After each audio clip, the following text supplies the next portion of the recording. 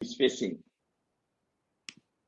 As we all know, for last 2 months, the entire world is passing through a critical time because of the COVID-19 or the coronavirus disease. And it is really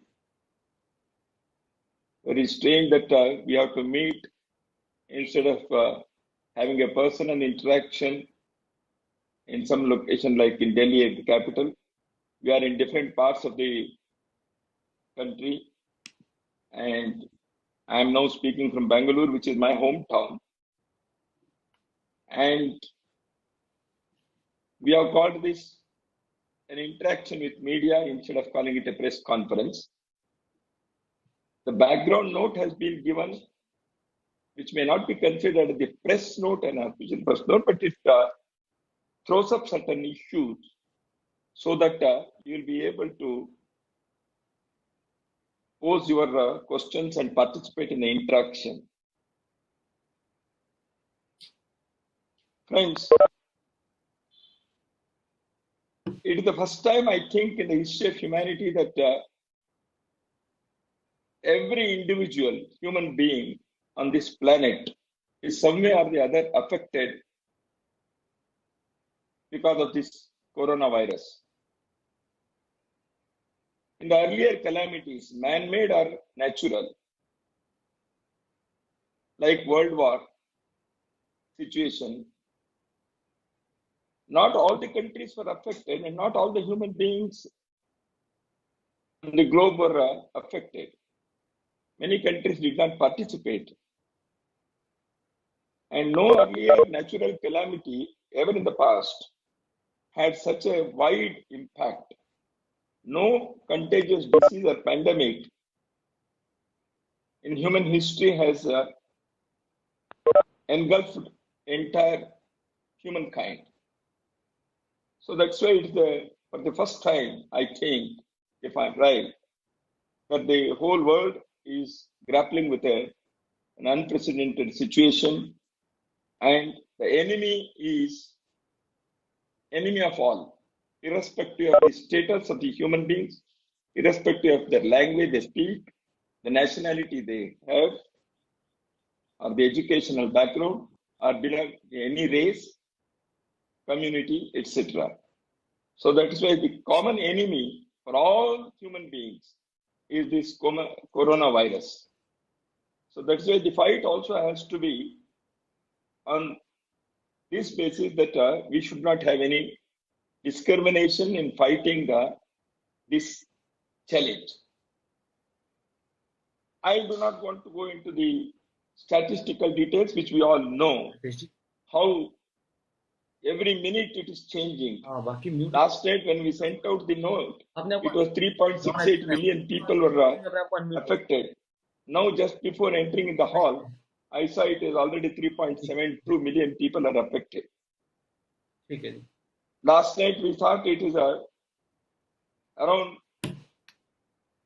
254,000 people dead. Now I saw just before entering this hall, it is already 4,000 addition, 258,000. It is 7% of the people who are affected. Recovery rate is also there, 33 to 34% recovery is there. However, this large number of our people belonging to human race are bidding goodbye to this planet is a painful thing. They may belong to any nationality, any language. So that's why this unprecedented challenge has to be faced squarely by all the nations, governments, organizations, individuals, and communities. Here, I would like to share with you, already I have been told in the background note, India's fight has been unique. As we all know, it is the second largest population here in India after China, 1.3 billion people. And as we all know, India's literacy and healthcare levels are not that of many developed countries. It is still a developing country. But yet, I am proud to say that India's fight has been unique and it is something exemplary. Although even one death is painful and we cannot accept it, but by going to if you compare with other countries, India has done very well, or I should say, God has been very kind to India. So till now, the figures show that the total number of affected people or the deaths, they are still under control, and compared to other countries, 0.7 per million, 0.7 deaths per million population. India's fight has been unique in another way, that is, the union government and the various state governments, all the state governments, and the society, civil society, they came together to fight this challenge. In the very first week, on the first day when the government of India came to know about it, immediately they formed a group of ministers, etc. And now it is all history. I need not go into those things. They announced 24 hours curfew and then 21 days lockdown. And now we are already lockdown 3.0. This is the third lockdown announced. The way Indian society has cooperated with the government and behaved as very responsible society is something remarkable. This story shows that ordinary Indians who are generally spiritual minded, they have a bent of spirituality and cooperative nature. Because in the past also, whenever there were some calamities of this kind, maybe smaller in size, they have fought against that. People voluntarily, they came out and they extend helping hand to all the people and to fulfill their daily needs like food and other things, medicine, etc. This time also, it is not an exception that the Bharatiyas, the Indians, in all places, in every corner of the country, because I have number of stories to tell that even in the remote villages, border areas, people who are living in shanty towns, they also have come forward to help the fellow beings. And the civic society organizations like temples, gurudwaras, churches, mosques, matas, deras, they have also played their role exemplarily. The first need was to provide food for the people who are daily wages, who are migrant laborers. Then to look after the weaker section of the society. And another thing was to provide medical care for the non-corona patients. That's why a large number of people have donated blood in different parts of the country. It was not required for the corona patients. It is for others. Because of the lockdown, the situation was such that everything was not available, but everything was made available because of the sensitive society and organized way they did it.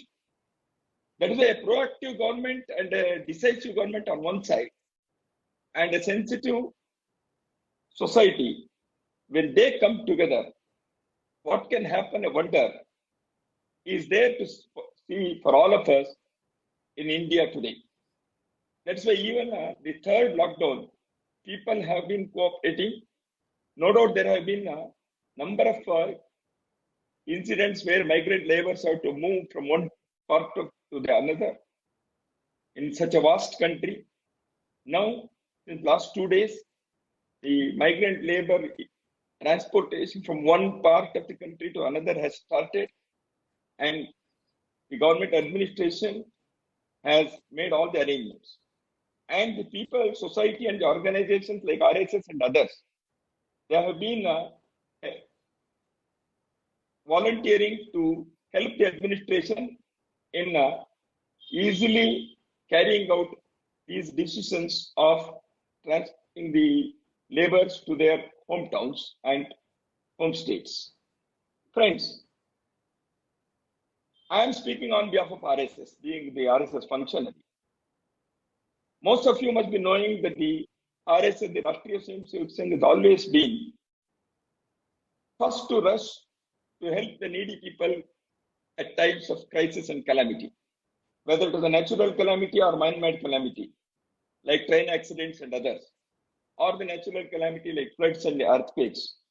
The RSS volunteers in the past have always rushed to the scene, and they extended their relief activity. In this crisis also, the Rashtriya Swayamsevak Sangh, which had its most significant event of the year, that is National General Council of the Akhil Bharatiya Pratinidhi Sabha, was to be conducted, was to be held in Bangalore. But the leadership of the organization decided not to have it. They cancelled it, and many had already started, and we stopped them. Those who had reached, they were sent back with all the health protocols which the administration had mandated. So this is the first time that for last 2 months and the next 1 month at least, till we come out of this crisis, RSS has suspended all its regular activities of assembling daily assemblies or weekly training camps, etc. So we have to take a decision much in advance to address this challenge. And RSS Seva activity, that is service activities, now again the figures are astounding. For any organization, it is huge. Nearly 342,000 Swayamsevak volunteers are carrying out the Seva activities in nearly 68,000 places in this vast country. More than 5 million families have been given necessary help. People who are needy about food or groceries or medicine, etc., they have been provided. So, in the background note, other figures are there. I would not like to go into that. What I want to say is how Indian society has been. See, the migrant laborers in Delhi a month or so back, when they moved towards Uttar Pradesh and Bihar, that is to eastward, they were all migrant laborers. They are earning their daily wages. It is very difficult for them to live, but the society was kind enough to provide food and other necessities to them. But they wanted to go to their hometowns, villages, so they started walking. But when they reached the Uttar Pradesh border, they had to be taken care. But every individual had to undergo the corona tests. The administration provided all those necessities. What I want to underline here is when they walked along the roads, it was more than 300,000 people. They were not raising any slogans against anybody, government or others. They were silently walking, peacefully walking. They did not create any mess. They did not indulge in any violence.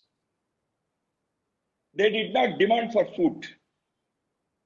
No doubt the people along the road in the villages and others, the NGOs and other volunteer organizations like RSS and others, definitely they have provided food, etc. But the thing is, what I want to underline here is that the ordinary people of India, how they behaved. So they reached their homes. They had to face all the difficulties, miseries, hardships, but they behave. When the Prime Minister asked the people of India to support the frontline warriors, the doctors, medical staff, the government officials, the police, and the sweepers of the towns, municipal towns, and metropolitans, people came forward and they extended the help. Even 3 days back in Bangalore, when the police put a parade, people surrounding, well, they were throwing food, flowers on them. Not only that, even the military band was played by the military in respect of the police.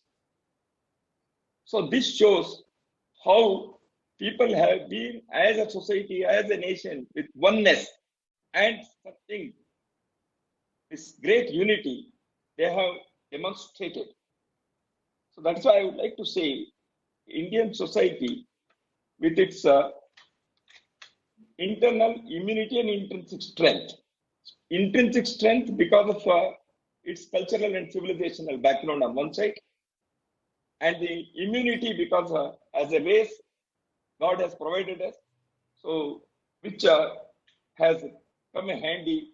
So that's why the Indian society has behaved in such a wonderful way, and we could keep the curve under control.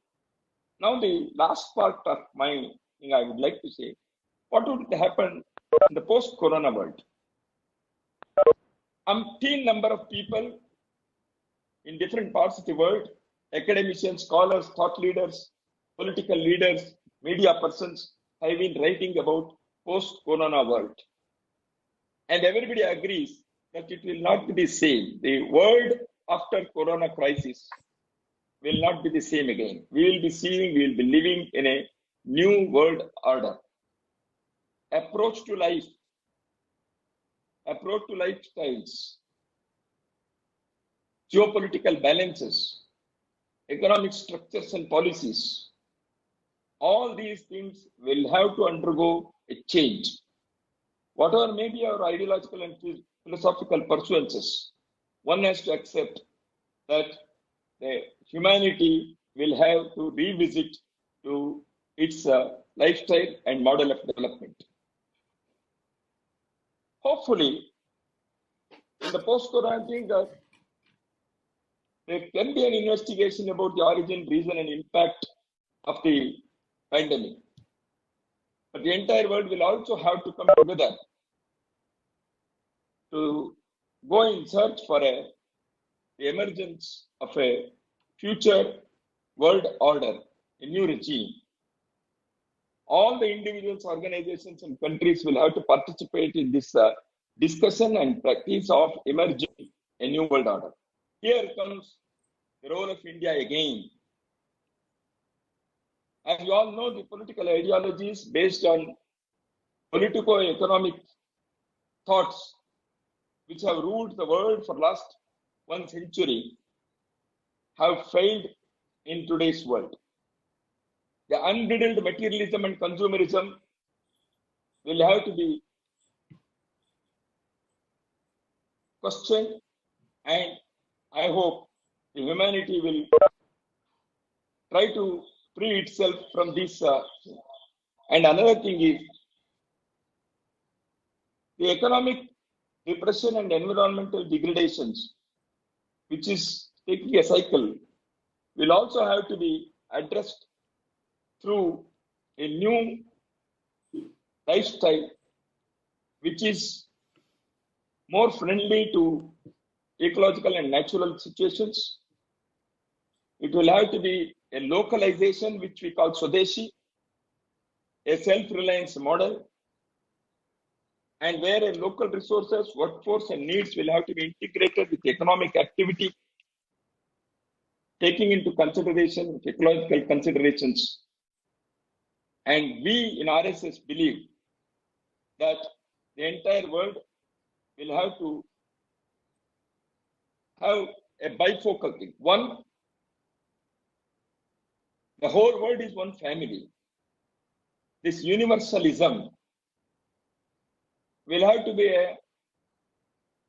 the human's goal and objective, that we all belong to one family.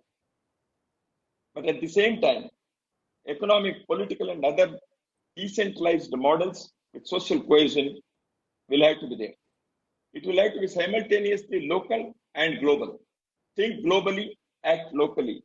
Think globally, live locally. For this, when I say the whole world is one family, the basic unit of our civilization for any society is the family. The lockdown had its own positive side also. The families have lived together and they have tried to understand each other in one family.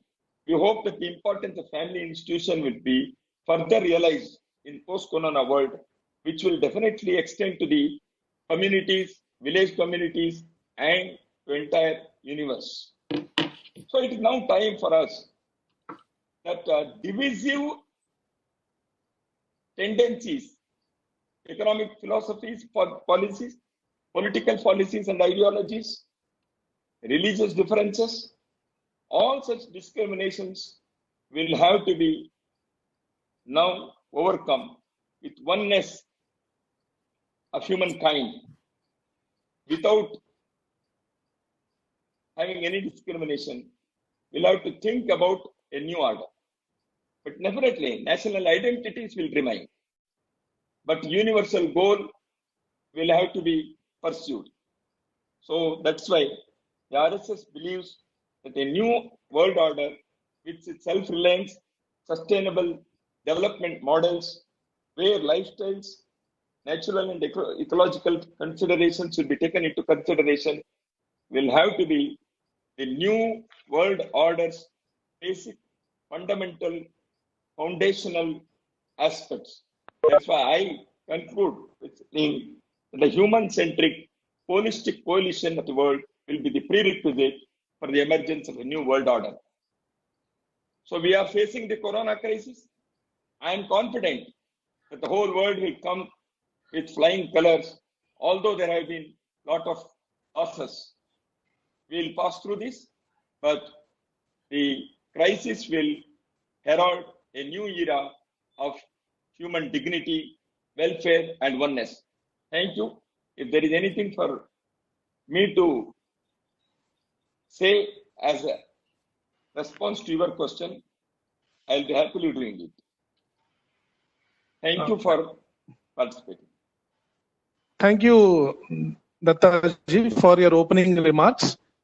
Friends, there is a WhatsApp number that has been shared to you. In case you have missed it, it is also mentioned in the chat. The questions need to be sent to the WhatsApp number.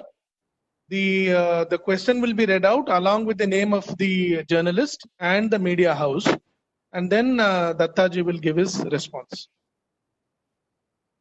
So if questions have already been received, Radhakrishnaji, you can read out. Yes, I will start. Yeah. So the first question is from Shri Sautik Biswas from BBC News. So the question is, what do you have to say about the growing public perception fanned by members of the ruling party that Muslims are to blame for the coronavirus spread in the country? Do you believe that scapegoating a community for a disease is advisable at a time when social cohesion is critically important?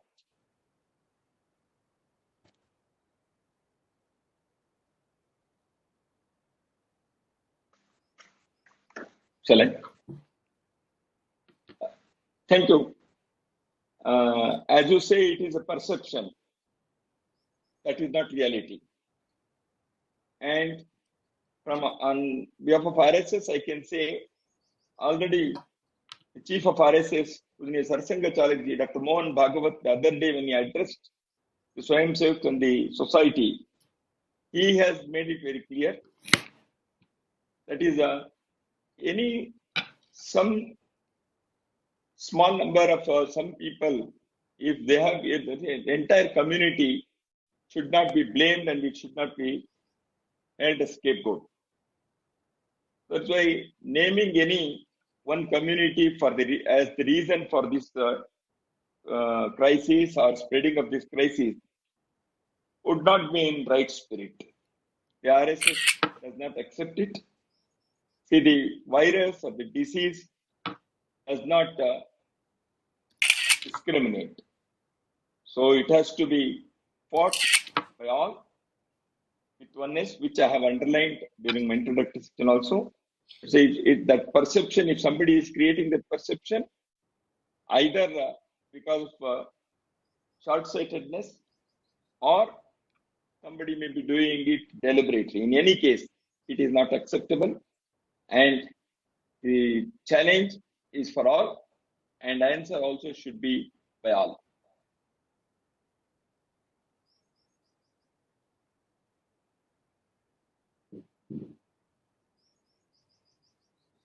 Okay, the second question is from Dr. Awad from Sana, South India correspondent.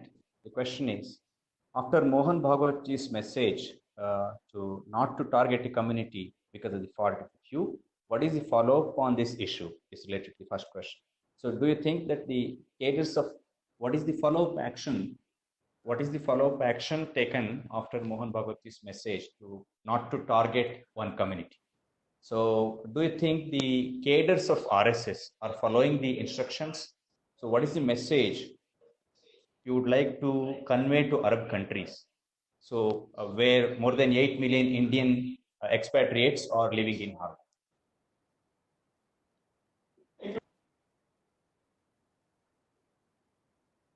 It is not only to the Arab community, the RSS would like to communicate to the whole world that already what Dr. Mohan Bhagwat, Sarasang Chalaka of RSS said, it is there in the practice of RSS. Of course, even when he has said, the follow-up action is also there. One or two things I would like to share.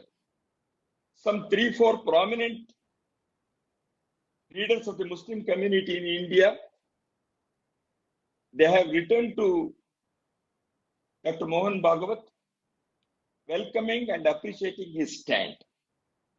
And they have also said that we believe when you say that these things are on the ground, and lot of people who might not have written, through our outreach section, we have contacted to many local, state level Muslim leaders, and all of them believe us. Because in the last 1 year, there have been many situations, many decisions, and we have had a lot of contact with the Muslim community. And even during this challenge, while extending the help to the needy people, RSS has these RSS volunteers have not discriminated anywhere. As always, in the past, we have never discriminated, whether it is donating blood, distributing groceries, food, providing food, or anything. And there are scores of examples where Muslim community people have received the help. I can say in Delhi, in Shaheen Bagh, in Purana Delhi, Old Delhi, Silampur, many Muslims have received the help from the RSS, and in some cases, some Muslim community people also have come forward to make some donations to the RSS functionaries to carry on this help.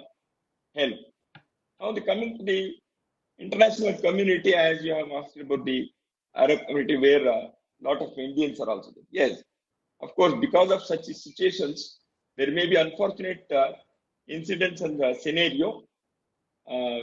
We should not generalize it. In the last years, we have also been visiting many such Muslim countries. Many of our friendships are also there. So I again assure that Muslims in India and their well-being is well taken care of, both by the government and by the society, including RSS. Because when Mohan Bhagwatji told, he told 130 crore, 1.3 billion people are sons and daughters of Mother Bharat. So we cannot discriminate with our own sisters and brothers. That's why I assure them once again, there is no such thing. We have followed up. We have real contacts with them at all levels, and we are working on many occasions hand in hand also. The perception has been made, it's an unfortunate thing. So that's why I again assure all of them. They agree with us.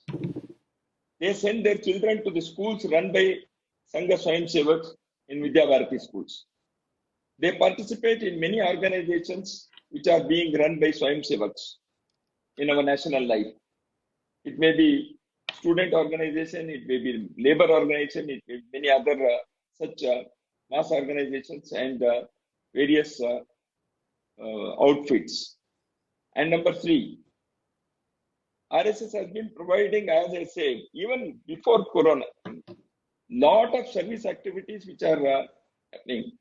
So everywhere, people participate. Now in this Corona thing, I'll tell you.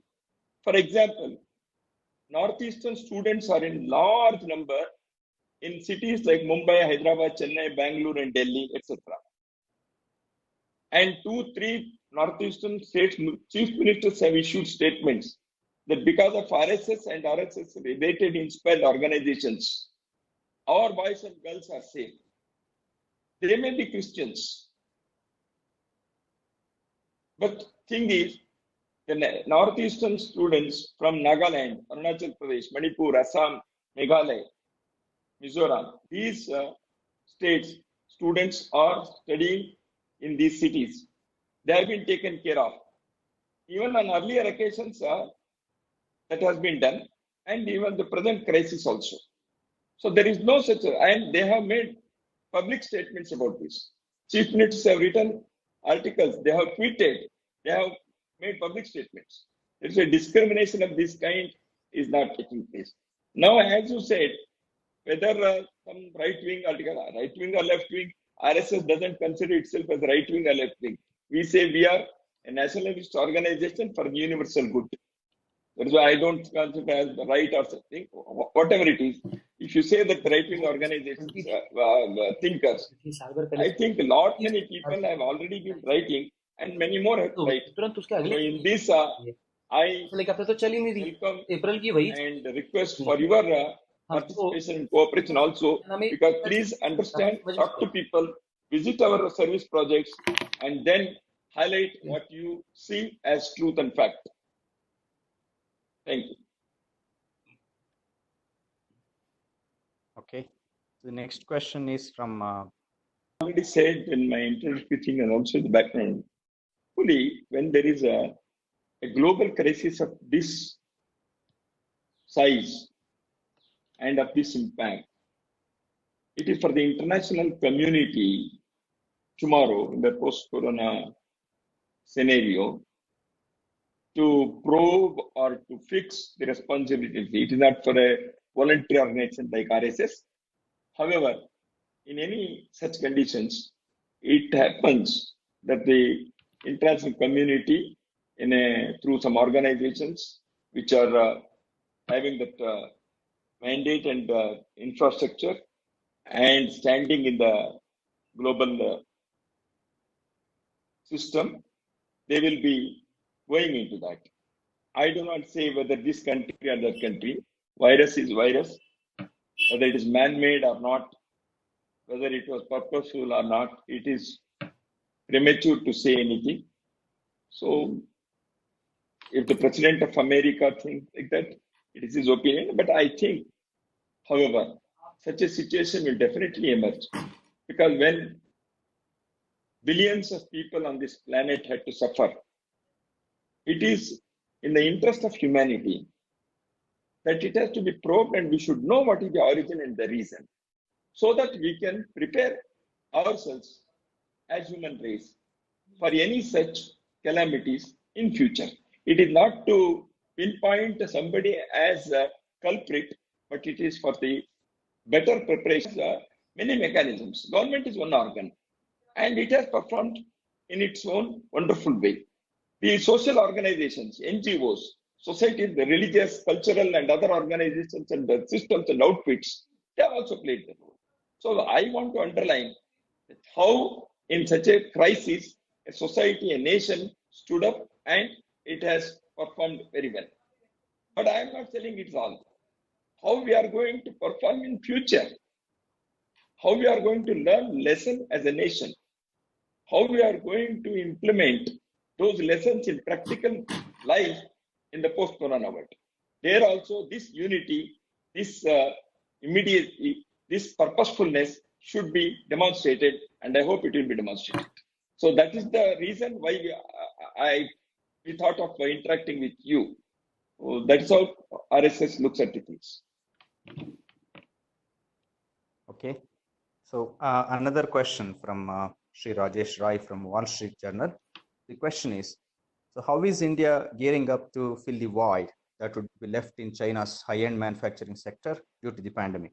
So why should global companies choose India to shift some of their manufacturing bases to India and not Vietnam or other Southeast Asian countries? What's the incentive that we will?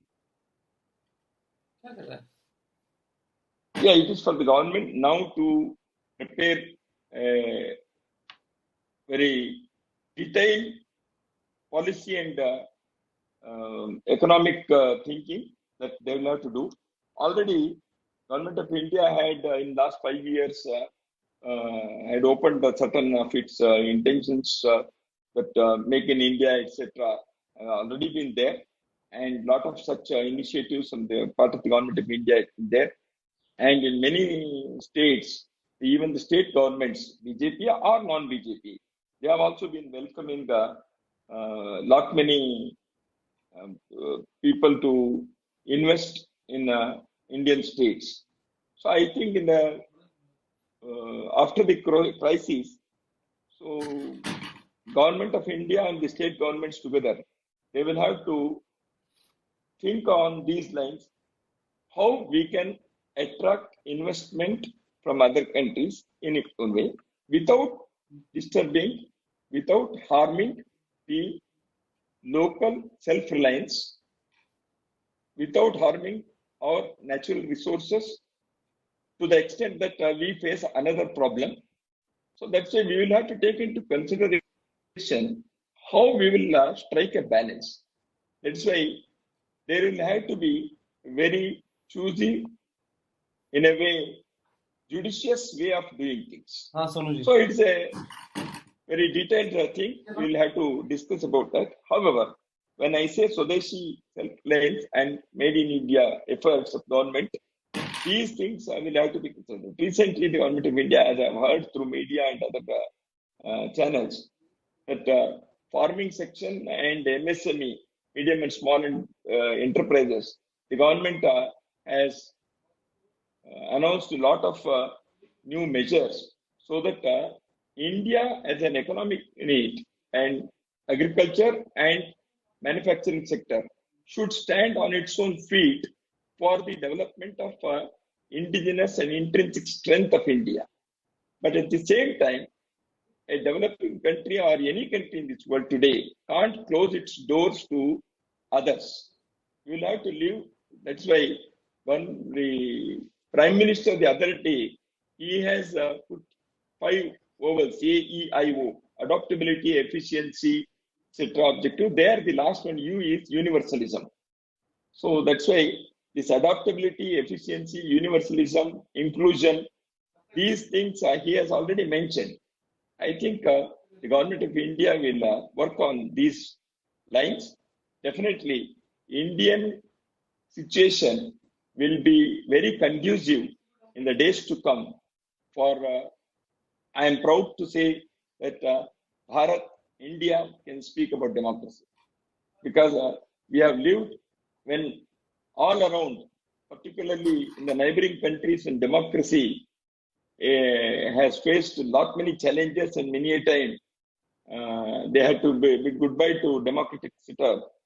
It's India which has stood up, and after 1947, after attaining independence, India has been very proudly a democratic country, a vibrant democracy lives here. So that's why for the political thought, I need not say more than this, that Indian elections are happening very regularly, and the small villages also, the panchayat elections take place. The democracy is in the blood and DNA of Indians. So that is about the political situation. About political philosophies and economic policies and philosophies, I think, as I've already explained, these things will have to be, and not many people, the political and economic thinkers in this country, living and in the past, have provided enough foundational material to build up on those ideas. Gandhiji's Sarvodaya, integral humanism of Deen Dayal Upadhyaya, Sapta Kranti of Dr. Ram Manohar Lohia, all these things will come handy because they will take into consideration of Swadeshi, self-reliance, natural resources, human resources, and also have the local and global perceptions. One is local needs to be attended, local cultural diversities should be protected, safeguarded, but also have a global outlook. Because anything that happens anywhere in the world will definitely affect human being positively or negatively. That's why we cannot do. So such a combination, well-balanced, holistic thinking will have to be there. I think this is where India will play a role. I am sure about it. अच्छा ये data एक से मेरे को समझा दो There's one more follow-up question. Practical So, life की जगह you have emphasized on perception of RSS. The question is, will the globally work done by HSS, Seva, etc. in COVID-19 help moderate the otherwise held view that RSS is a right-wing Hindu-only organization? इसका भरा हुआ है ना, वो भरेंगे किसमें क्या? Yeah, the Swayamsevaks who have formed organizations in different countries, they are not speaking. It's not RSS. RSS works within Indian borders. However, the Swayamsevaks all over the world, in more than 25 countries, which the reports which we have received, they have been rendering wonderful services. Particularly, as I mentioned, in the United States itself, 1,500 volunteers of Hindu Swayamsevak Sangh are engaged in various activities of providing food, masks, and medicinal and healthcare, etc. So these things have been going on even in the past. When there was Katrina hurricane, or when there was earthquake in Nepal, or when there was problem in Sri Lanka, or in different parts of the world. So Swayamsevaks have come forward even in the past, and they have been doing it. It is not for any perceptional motive that the Swayamsevaks do. They do it as their second nature.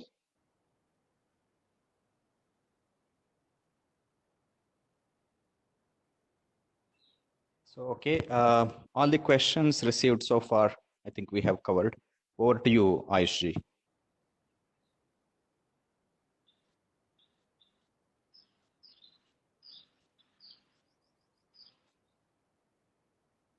I see another 5-10 minutes. We can definitely open the house. Okay. I think Mr. Awad is there. Thank you. Namaskar. Just my question is about Gujarat state actually. Gujarat has been the second largest affected state in India, despite the fact that people have been doing good jobs during disasters, as you said. I know during the earthquake, during the drought, and all the I have covered that state. Okay. So why is it so much the infection in Gujarat? What is your assessment to that? No, that way Maharashtra, Gujarat, see, eastern part is less affected and the western part is more affected if you see the map of India. There may be some valid reasons for this, life habits, natural situations, and many other things. It is for the experts to go into that. It is not the question of which party is ruling in one particular state. Because Gujarat is ruled by BJP, still why virus comes there? something, because as we all know, people have gone from one place to another. Officially, some people have been taken in the last 2-3 days. Unofficially, also people have moved from one place to another. So, as we all know, this virus, and people who have come like that and who might not have undergone any tests, etc. So that has spread, and cities like Agra, cities like Mumbai, or state like in Gujarat to some extent, as you have mentioned, these are unfortunate situations where the pandemic has spread. Positive cases are more. So that's why the government and the society will have to address the situation very strictly. And I, on my personal, what I would like to say, that the strict following of lockdown protocols and restrictions imposed by the government should be followed by the people to the letter and spirit. If we can do that, I think we'll be able to control. I appreciate your concern for Gujarat. Anyhow, we have to have the concern for all. So, Gujarat, our friends, both in government and in the society, will take note of your concern and do their best. Thank you. हाँ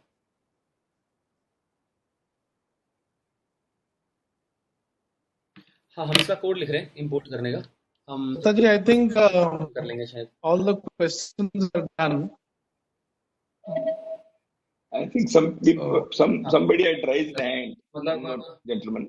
doubt ये है मेरे को कि पता नहीं है but I think अब बोल Archana. Yes, Venkatnarayan. Yes, Yeah. Venkatnarayan. Please. Venkatnarayan, you have to unmute your microphone. हाँ ये भी एक बड़ा ट्रिकी क्वेश्चन है जो आप मेरे से पूछ रहे हो ना इसका क्या जवाब दूं मेरे को पता नहीं है क्योंकि कोड लिखना शुरू किया है स्क्रिप्ट हो रही है तो जब स्क्रिप्ट हो रही होती है ना तो मैं Yeah, I hope you can hear me. Yeah, audible. Yeah, India has the third largest number of Muslims living in the world after Indonesia and Pakistan. Pakistan. Yeah. Since the BJP came to power in 2014, some Muslims in India seem to be feeling insecure. What efforts is the RSS making to make them feel comfortable and secure in the world's largest democracy? Thank you. One thing, thank you for your question. And also the concern for any section of the society should be there by any, whether it is an organization person like me or a media person like you or anybody. One thing, why every time one section is not happy, one section is not happy, it is highlighted, I don't understand. Because Muslims, compared to any other country, are not less happy in India. On the government side, let us say, there is no discrimination of any law or anything till now. All the beneficiary decisions, economic benefits and others, they reach. For example, though I am not spokesperson on behalf of BJP or the government, as a responsible citizen, I would like to bring to the notice of the people that Jan Dhan, Ujjwala and all these things. If one goes and checks the facts, you will understand that it has reached the poorest of the poor in the Muslim community as well. I based at Lucknow in Uttar Pradesh. I have been in Patna in Bihar. Both these states have large number of Muslim community. But I have checked myself that these facilities, these benefits have reached Muslims. There is no discrimination. Secondly, they can perform their religious practices, their celebrating their festivals. Video option of करने का option नहीं है और Muslims are happily living in. डाल सकते हैं उनको बस. They can contest for elections. They can occupy any positions. There have been a number of presidents and vice presidents of India who have been Muslims. They are there in top positions. They are there in cultural sphere like cinema or music or art and other. Civic decorations have been there and Indian people have happily done it. So I do not understand. Even unfortunately, some of the international agencies like recently United States Human Rights System, they have mentioned that India's record. On the day when the report was released, the Bollywood actor, film actor, he died, and the way Indians expressed their feelings is the fitting answer to the report of the United States organization about the treatment to Muslims. I think RSS need not do anything for the government and BJP because they are capable enough to defend their actions and they are capable enough to do this. But on behalf of RSS, I will say, we also as an organization have reached out to Muslim community leaders, which I have already explained in my earlier answers, that Muslims have been living in this country and they are part and parcel of our society. And RSS has never, there is no one incident which is proved. Allegations and perceptions are different. It is not proved. So that's why I think even this during this Corona crisis, the service that is rendered by Swayam Sevak is the, I would like to say, testimony how Hindu society looks at Muslims who are their brethren. It is for the people to have their own opinion. They are free to have it. But the fact is fact that Muslims are the kith and kin of this country and they have lived here. As I have explained, they are participating in all walks of life without any discrimination. Miss So Archana, in interest I of understand you had a question. Miss Archana from Bloomberg had a question, I understand. So, did actually. Hello, Please. how are Yeah. you, sir? Fine. You?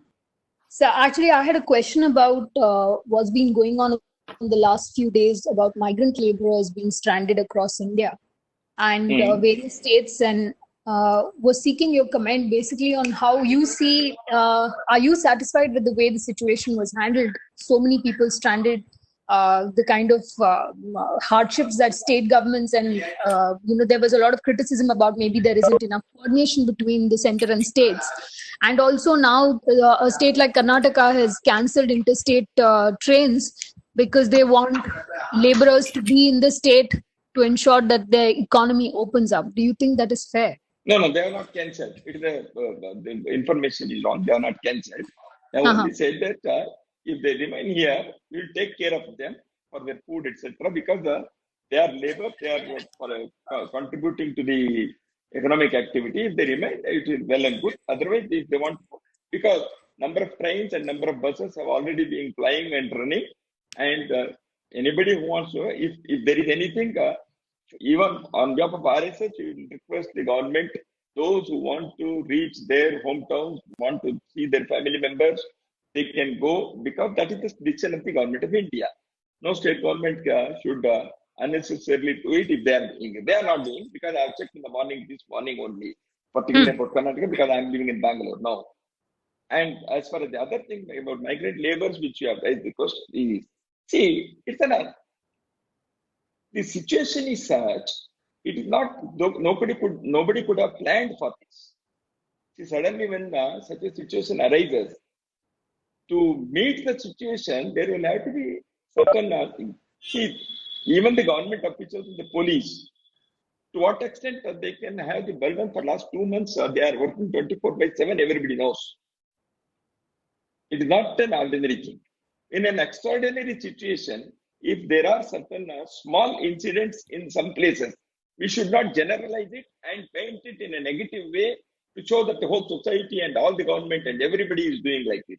I think it is very unbecoming of the people to blow up situations. I don't say there have not been any situation, any incident. There may be, because many people are living in a very psychological tensions now. For last 2 months, even the migrant laborers, they may be receiving food, etc., which is provided by various service organizations like RSS and others. But at the same time, they will have their psychological tensions. They may definitely express certain things. And the police and the administration is also, which is working day in and day out, they also have their tensions. There may be some sporadic incident which should not be generalized, number one. Number two, the migrant laborers who want to reach their homes from one state to another, from one district to another, we are trying to, we as an RSS organization and other organizations in the society also are trying to help the administration in order to see that the crowd is managed well, number one. They are provided with food and other things. Number two, their health care is taken care of. Number three, they are tested before they reach their home. I tell you, this morning I was having a discussion on video conference with the RSS functionaries in Uttar Pradesh in eastern part. Many people who have reached there from Mumbai and etc., when they enter a village, in some villages, the villagers are telling they are their own village people. That is because they have come from Mumbai and other places. There may be some cases. People have come on their foot unofficially, they have reached the villages. So they have to be tested, they have to be quarantined. So these things, as a society, we have to address this situation. The government is also addressing. So we have to work hand in hand. Let's say if there are any sporadic incident, I am sorry, it should not be blown out of proportion. And by and large, as I said, the migrant laborers have behaved wonderfully well. And the police administration and others are also trying their best to do this. And organizations like ours, we are also trying to see that situation is not going out of hand. So we also have to have patience, and considerable tension is there. That's why I think the situation will be eased out within another next couple of days. And we are also conducting a survey whether migrant laborers who have gone to cities for their livelihood, how many of them would like to live back in villages or come back to cities, so that future planning could be better. Thank you. Thank you. We shall end the session here. On behalf of the Rashtriya Swayamsevak Sangh, I would like to thank all of you for investing your time to attend this press interaction with us. We are sure that the collective efforts of all of us, we will all tide over this pandemic. And the next time, like Dattaji mentioned in his initial remarks, that we will have a meeting one-on-one, have a more physical interaction with each other in this for a better topic. Yeah, on a better topic in the post-corona world. Thank you. Namaste, and thank you all of you. Thank you all.